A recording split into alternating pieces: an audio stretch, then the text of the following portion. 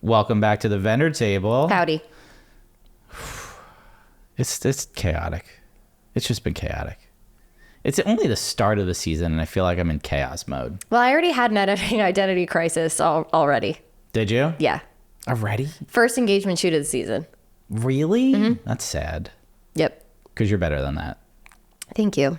You're better than that. I think you have a look. You need to stop fighting your look. And somebody messaged me and was like, if it isn't broke, don't fix it. And I was like, you're right. We do this every year. There are so many beautiful styles, and I just don't know how people settle on one. Settle on you. I know. Settle on you. I always go back to my signature, but you know. If you're always going back to your signature, that's your signature. Mm-hmm. Stop. I got through it. Like, you could have like little tweaks and changes to things, but like, right. You don't want to change your style this far along in your career, especially if that style has gotten you so much business. I just spent, and like so many people messaged me about it, because I guess so many people were feeling, it was over 50 messages, because I posted to my story just like a picture of me having that moment. It was like a video where I was just like, oh, I saw that in front of my computer, because I edited it 4 times. Mm-hmm. 4 times. And I was just like, I need to be done. That's too much. I need to be done. I don't know why every single time I keep coming back to this, I'm not satisfied. And then I just went back to my normal thing. I made a few tweaks in like full sun. Mm-hmm. I think the full sun ones were throwing me off. Yeah. So I made a couple tweaks, made them a little bit less contrasty and more muted. Okay. Sent it, and she loved it. Dying. Love them. Loved it. That's all that matters. I think sometimes you look at the presets on your computer and you're like, probably like, ooh, let's see how it looks in this one. Let's see how it looks in that one. I do it once in a while, and I'm like, why am I looking at other people's presets? I have other people's presets, and I've also like tweaked them and saved. Mm-hmm. So I have like my Lauren presets that I've tweaked, saved, used those as bases, and then every now and again I just get this little like ooh, fucking tickle in my brain where I'm like, let's try out something completely different today. Yeah. And see how it goes. And then you like it, and you're like, why do I like that though? Yeah. But I do that too, because I see like amazing like documentary photographers that I'm like looking at their stuff and I'm like, wow, that's really good. I could edit like that. I know how to edit like that. I know what to do. That looks really cool. And then I edit like that. And I'm like, this isn't me. Yeah. It's not me. It's not me. So I'm like, you know, it looks cool, but it doesn't look like my work. And then like, you know, you get so caught up in it. Like, and yes, we do get an imposter syndrome. That is everybody gets that. Every photographer gets that. So, you know, it's chaotic, but at the same point, what is your bread and butter? What drives you? And I think you have a style that drives you that you just need to stick to and knock that shit off. Knock it out. Knock it off. Heather said the same thing. Yeah, knock it off. See? Queen Heather. Queen. Never there yet. She's not that anymore. Heather Pauline. It is Heather Pauline. We love you, Heather. She's incredible. Go follow her. Yeah, she's awesome. You should really follow her if you want to feel inferior in life. Yeah. If you want to feel like shit as a photographer, follow Heather. Follow Heather. She's so good. But no, we like, as we talk about chaos, we're going to talk a little bit about keeping focus in the chaos that is the wedding season, how we keep focus. And I think by now, everyone who's listening knows that I don't do that very well. She really doesn't. I'm getting better. I'm actually feeling very good about this year. I think I might have gotten my groove. Okay. But I don't know. Talk to me in 6 months. Okay.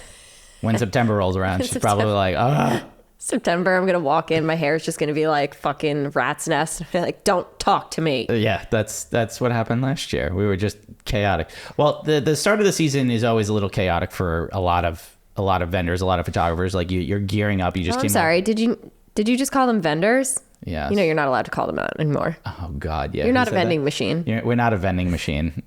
Somebody in the comments like wrote something on one of our posts, and like we were just like, what? It's literally, we sell a service. That's what vendors do. That is the definition of vendor. That's what we're doing. A vending machine is a machine that sells fucking clowns, goods. Man. I'm just, everybody's a clown to me. Like, you're a fucking clown. Like, if you're an idiot, you're a clown. But we're in the chaos. I know wedding vendors, you are in the chaos too. You're in the trenches with us. It's starting to kick up. So we hope At least on this side of the planet. Yes. We hope you are geared up and ramped up for a very successful 2024 wedding season. We're in there with you. So a lot of people ask us questions all the time about certain things, like how we do things and all that stuff. Everybody's different though. Like, everybody is different. Every photographer is different. Every wedding vendor is different in how you do things. The way we do things might not be the way you want to do things, stuff like that. So, we're going to talk about like a little bit of our experience, like how we keep focus through the season, like how you stay focused. I mean, a lot of these things we kind of talked about previously. We're just going to reiterate. But like, we're going to chat a little bit more about it, like, stuff like that. So, someone asked a question in our Facebook group that I loved, because we've never been asked this question before, but like, how do you unwind after a wedding day? Like, what do you do? Like, do you spend the day off? You take the next day off? Do you like chill out? Or are you like, I got to edit these photos immediately? My body is broken after a wedding. I immediately collapse into my bed. My husband gets the bag out of my car for me because he's a fucking gentleman. That's so nice. That's so nice. We love him. He gets the bag out of my car, brings it into my office, puts it there for me. I get into my sweats and I fully collapse into the bed. Really? And that's it. It's out, lights out for me. Really? Yep. Right after a wedding? Mm-hmm. Wow. I can't. Oh, I'm running on so much energy. Adrenaline. Yes. I'm the polar opposite. So after a wedding, like if it was a good wedding, and most of the time I'm very hungry, I'll stop at Wendy's. I'll get a Frosty chocolate because it's superior. Way superior. 73% voted chocolate as the superior flavor. We haven't done a poll in a while, but we're going to do one. Again, never said it was the superior flavor. I just prefer vanilla. Vanilla's trash and Frosty flavors. I love vanilla ice cream. Frosty flavor trash. If you're a vanilla lover, I don't like you. I'm kidding. I love all of you. Anyone who's listening, I love you. But if you like vanilla, you're weird, and I don't agree with you. I'm not denying that I'm weird. Yeah, I know you're weird. We all know that. We know you're weird. At this point. We know you're weird. But usually after a wedding, I will go home, regardless if I stop at Wendy's or not. We'll go home, get out of my disgusting work clothes, throw on sweats. I will go downstairs in my living room. I'll kiss like my wife and kids like goodnight, because usually it's like 12 or 1 in the morning. I will sit on my couch. I will watch a movie and likely fall asleep on my couch because of the fact that like I can't calm it down right away. I can't just lay in bed. I'm too wired. So I usually just sit on the couch until I get really tired. I'll either go back up to bed, but most of the time I just fall asleep on the couch. And like then my kids will wake me up the next morning. I don't look at photos though. No. I don't go home right away and look at photos. There have been a few weddings that I have because I get home at like 9 p.m.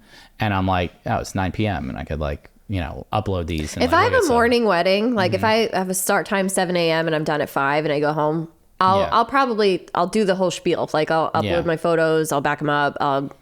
If I'm feeling really ambitious, I'll start on the sneak peek, but no. Yeah. No way. No.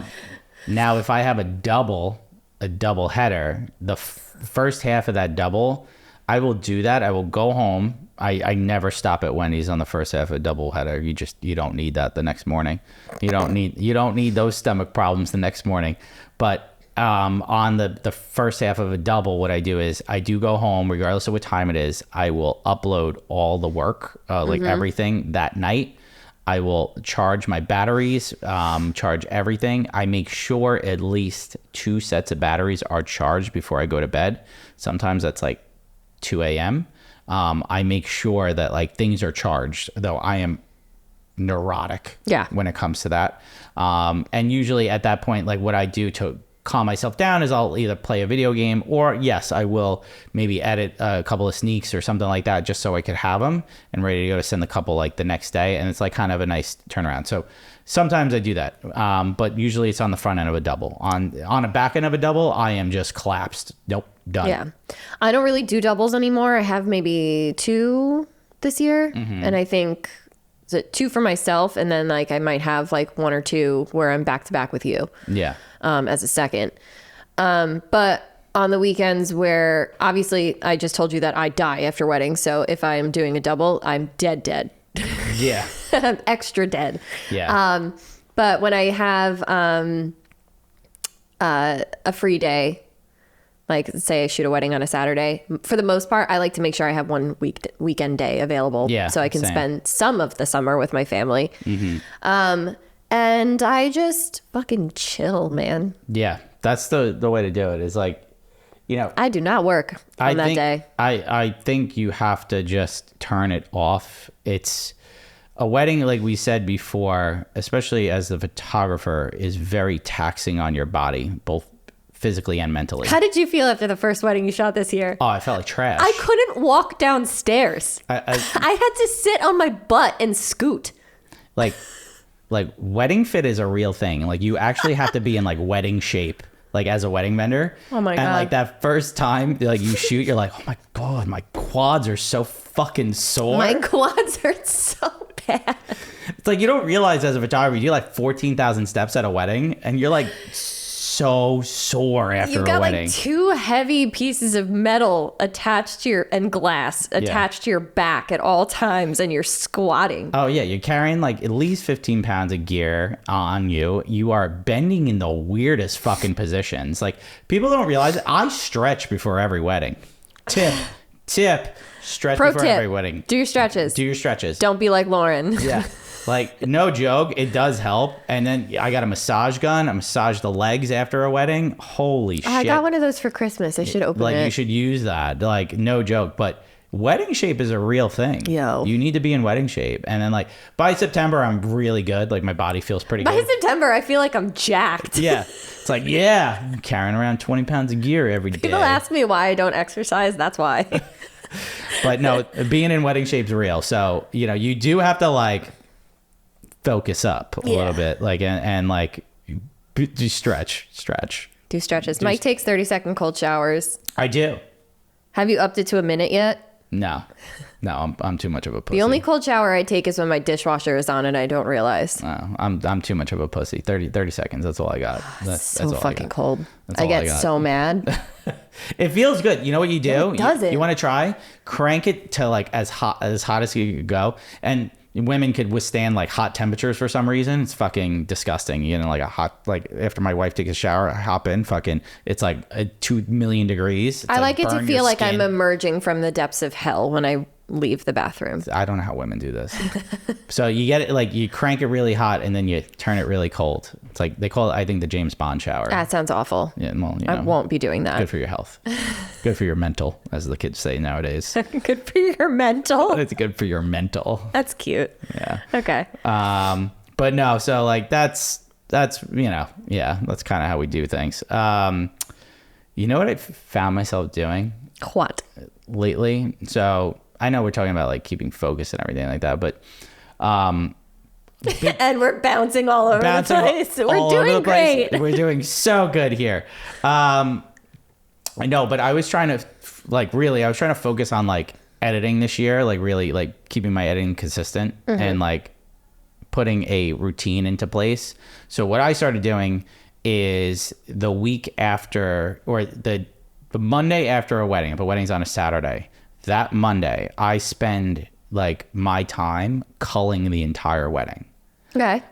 So I don't use an AI color. I use like myself to call it to ones and twos and stuff like that. But what I felt like to like kind of keep me focused and keep me ahead of the game is I do like my culling the Monday after the wedding. So I'm like focused up to like cull the entire wedding, right? Entire wedding in a day.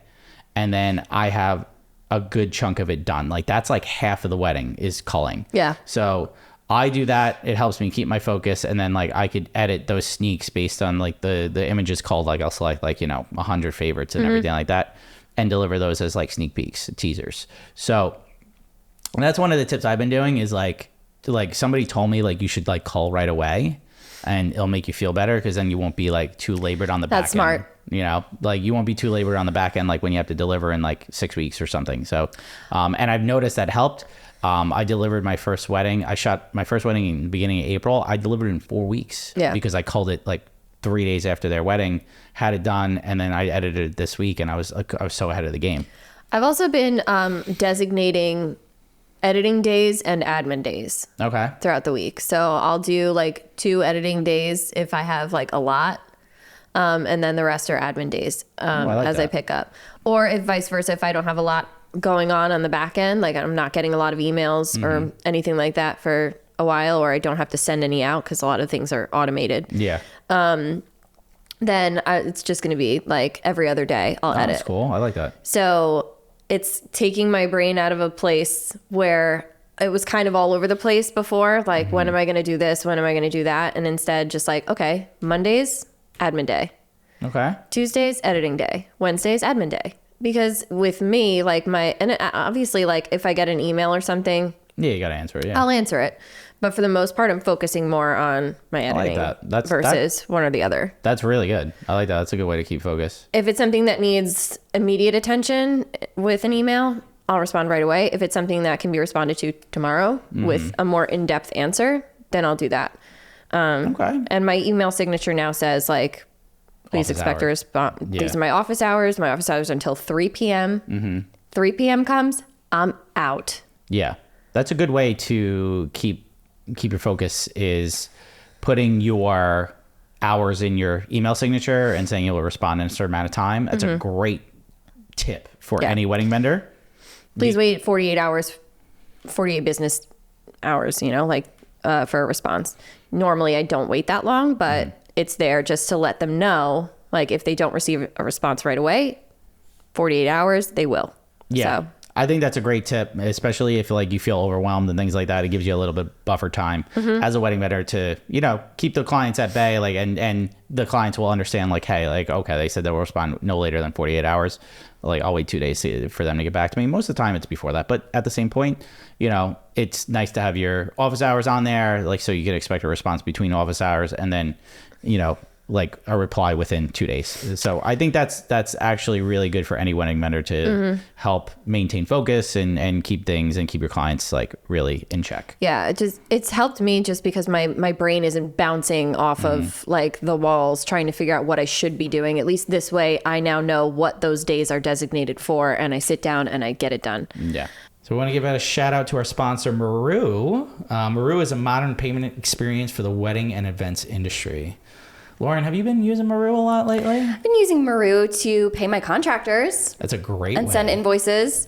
It's really easy. It's great to pass off the processing fees. So it saves me a little bit of money, and it's also really easy and straightforward for everybody to pay. Whereas sometimes it can be a bit of a process to use other companies like Venmo or Zelle. Oh, yeah. Like we hate those processing fees. So annoying. Maru does give you the ability to do that and pass off those fees. It's a community, over 9,000 wedding and event professionals, and they're growing every day. They offer seamless transactions and hassle-free payment experience, and they make it possible to focus on what you do best, creating a memorable experience. All right. So with Maru, we talked about it, but you can accept and make payments without processing fees, offer clients a simpler experience, no need to sign up, just pay and go, and keep all your payments neatly organized in one central hub. And like Lauren said, if you have contractors, second shooters that like work underneath you and you need a quick way to pay them and avoid those fees that like, Venmo throws at you, things like that, well, Maru gives you the ability to pay contractors right from the platform. It makes things so easy. You could sign up for free at maru.us/TVT. Oh no, I had a thought and I lost it. Oh no. Not staying focused. She's losing her focus. It was right there. I don't know. Oh, also my boundaries. Yeah. That was it. My boundaries are like iron walls right now. Okay. I'm not flexing on the boundaries. Like that's what they are, and that's what I'm sticking to this year. I'm only doing 2 lifestyle sessions per week throughout the summer because I booked more weddings this year. I love seeing this because, you know what, I talked to her about this last year, getting a little bit more organized, setting boundaries for yourself, like, you know, answering emails and work days. What she's doing, she's listening to tips and tricks and advice. Well, I've raised my prices too this year, and it's a point where last year I worked on Father's Day, I worked on my husband's birthday, and like those are not things that I want to sacrifice for money. Yeah. You know, so I raised my prices, and now it's kind of just like, I was just having this conversation with another friend in the industry. What is getting out of bed and missing a day with my family work? Mm-hmm. You know? So it costs this much because yes, I need it to survive, but at the same time, it's time away from my family. Mm-hmm. And that's time I'm not going to get back. So I put a very high value on that. Yeah. And people are free to disagree, but no, especially if you're young and you don't have children yet, but I do, Mike does, and I have a husband, and I want to be like a good partner to him as well. Mm-hmm. So I don't feel like sacrificing any of that time is really anything I want to do anymore. That's one thing I just always establish is like, you know, you have to set your boundaries. You work on the days that you want to work. Like, especially if you're an entrepreneur and you got into this business, it was because you wanted to work for yourself. Yeah. So you need to set boundaries for yourself. That's Because if you don't, you're going to be working much more than you would ever would at a 9-to-5. Mm-hmm. And you just probably left a 9-to-5, or maybe you just got out of college. You need to set those boundaries for yourself so that you do have good mental health, or good mental, as the kids say. But you need to really keep those in check and keep focused through that entire like process, because otherwise you'll be 40 and be like, what the fuck what happened? It was a blur. Was it worth it? Was it worth it? Yeah. For a few extra bucks?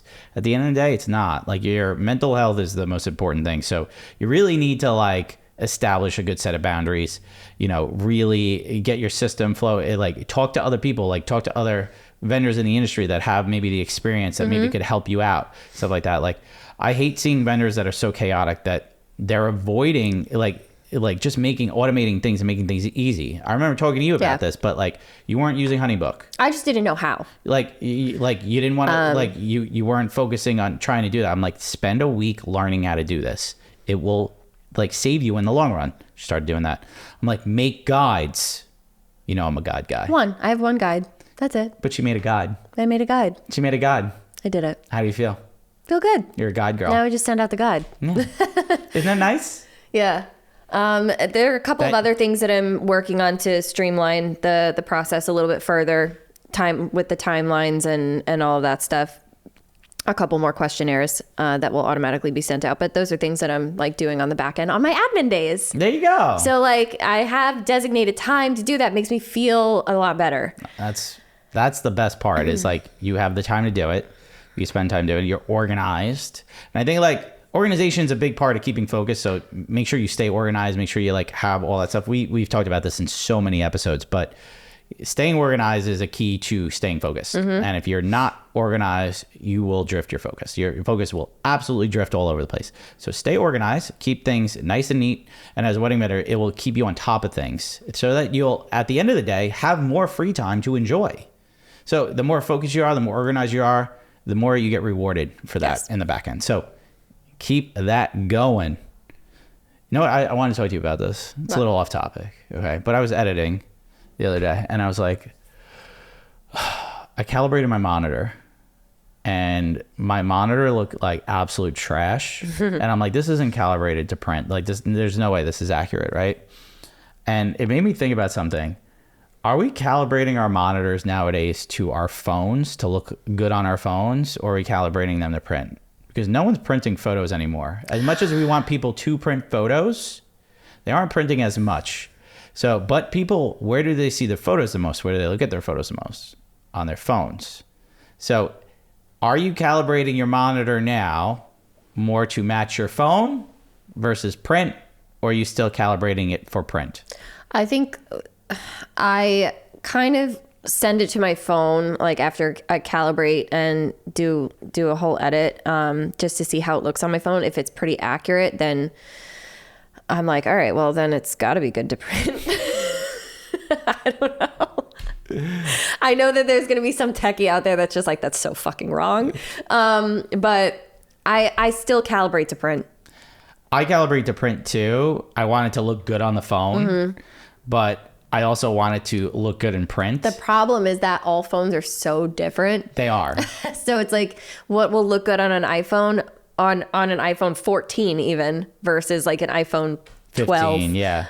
or 15 is not going to look good. And like the average user, like has True Tone on, has like the orange look at night. So oh my God, the night shift has killed me on Yeah. multiple occasions because people have been like, why are my photos yellow? And I'm like, do you have night shift on? Yeah. They're like, yeah. Yeah, that's, you know, the other, you have to educate your clients, like if, you know, things like that. So there are so many things like with the phones like that they're not accurate. So you should still calibrate to print, but yeah, you kind of do want it to look good on your phone.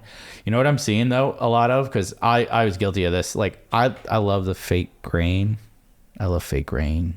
It looks good. I've been noticing it a bit more in your photos lately. I like fake grain. I'm fucking awful. Oh my God, I fell victim to it. It's the trendy. It's But it trendy. does look really good. It does look really good, but it When doesn't. When you print it, it looks like trash. So you got to take it off. It really does. It looks like a static. Even if it's not static like, on your photos.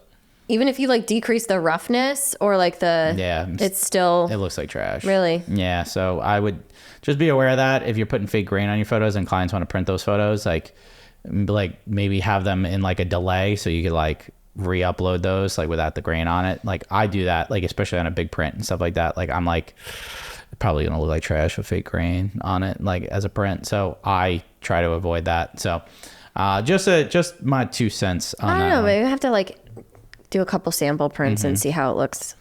The last thing I want to talk about like today for this is a big thing that we're seeing in the industry. I know we're like kind of all over the place this episode, but I want to talk about this on this episode because we wanted to touch base on this because it's very important. And like, and we know we're all about keeping focus here, and especially this episode, but there was a topic that came up that we couldn't ignore that we have to talk about. So somebody actually messaged us a story, and I'm going to read the story, and then we're going to get some perspective from a friend of ours. Okay.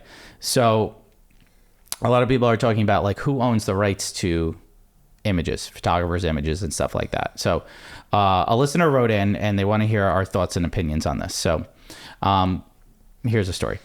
We started hearing from non-photo video vendors at almost every wedding now that they have it in their contract with the couples that photos will be shared. One of those times it was kind of passive aggressive, and when we said to the planner that we'll make sure to share the gallery with you, they responded with, well, the couple is required to share it anyway. Okay. Now, one of our couples reached out to us to clarify if they could sign the contract with this language. So it was from a planner. Planners retain the right to use client photos and the photographer's photos and videography for promotion for the planner. We retain the copyright and always spell it out very clearly in all our communication and contracts. We have no issue with other vendors using images for their marketing. They want to promote their work. We get it. But this clause doesn't make sense to me. It doesn't hold any legal value as we're not signing anything with those vendors and we're not the ones retaining copyright. We're the ones retaining copyright. We're the ones retaining copyright. Sorry. So it's not likely they can really require the couples to share anything. I'm just curious if this is a widespread practice and how everyone is handling it, if at all bothering with it. So we got some insight from our friend. Yeah, we got insight from the legal page. The legal page. So big shout out to Paige. We sent this over to her, and we're gonna have her on the show eventually. We absolutely will have Paige on the show. We wanted to have her on for a while. We're going to have her on when we do virtual. So this is just a small piece of a larger conversation that will be happening on the legal aspect. But you read it. Go ahead. This is from Paige as an attorney. You, as the photographer, own the copyright to your images, and your contract should only give a personal license to use to your clients. So your clients cannot legally share your images with vendors or other third parties to use for their own commercial benefit without your permission.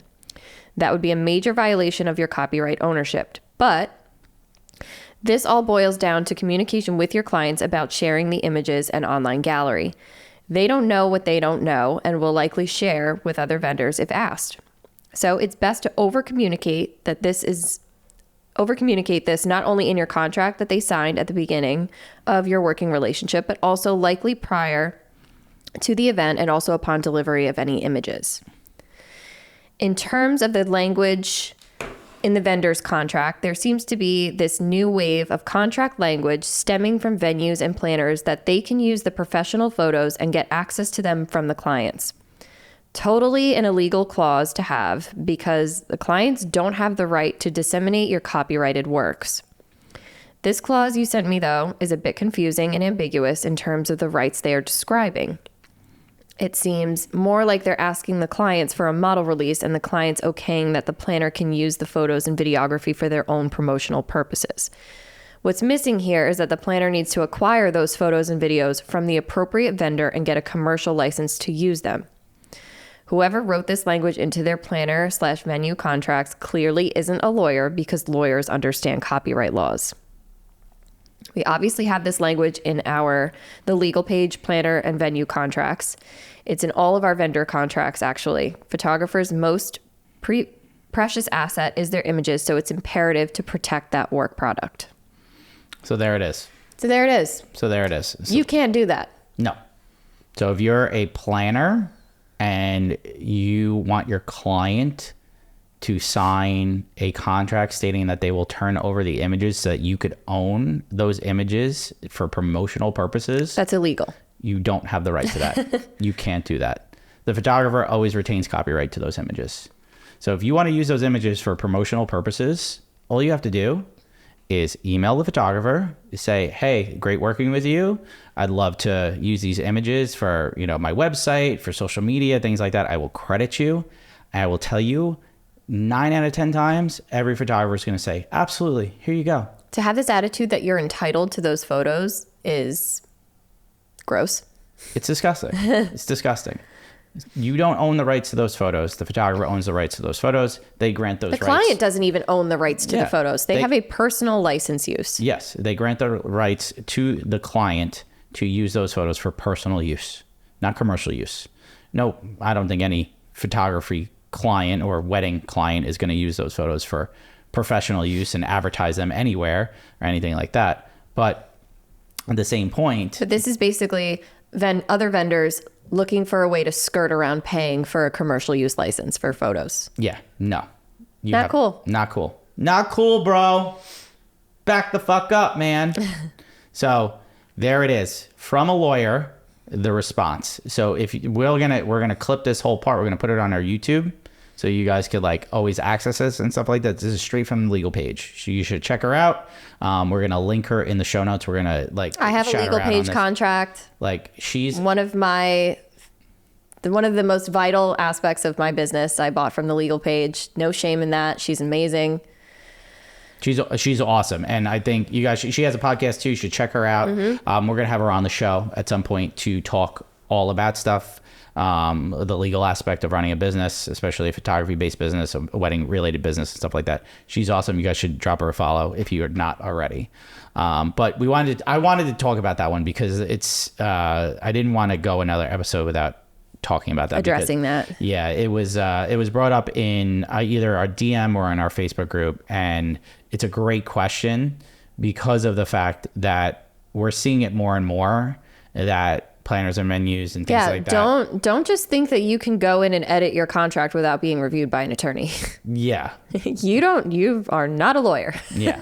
So absolutely, the only person that owns the copyrights to a photo is the photographer. And make sure, photographers, you have that in your contract, that you have a good copyright clause in your contract, because that is probably the most important thing that you're going to have in your contract. Yep. And they will grant you the rights to those photos if you ask. Mm-hmm. It's not that hard. For personal use. If you want to use for marketing and advertising, you pay for those. Yeah, pay the lady. Yeah. Or the man.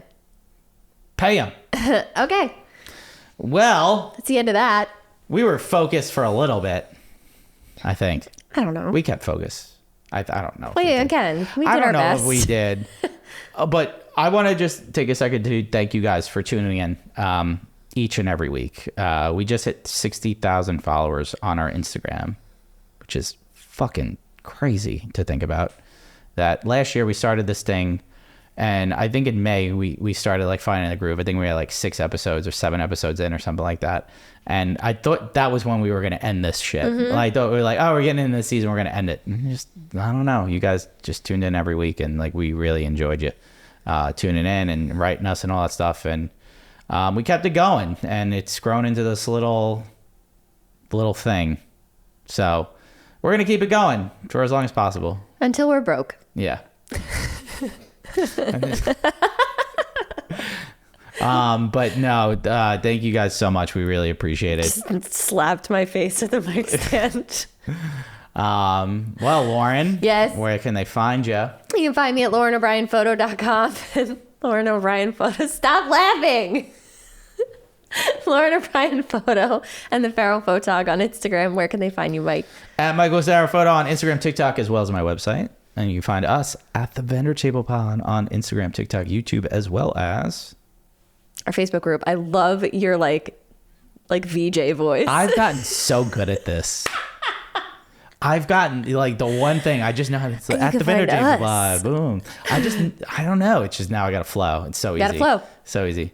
Well, guys, thank you so much for tuning in. We'll catch you next time. Okay, bye.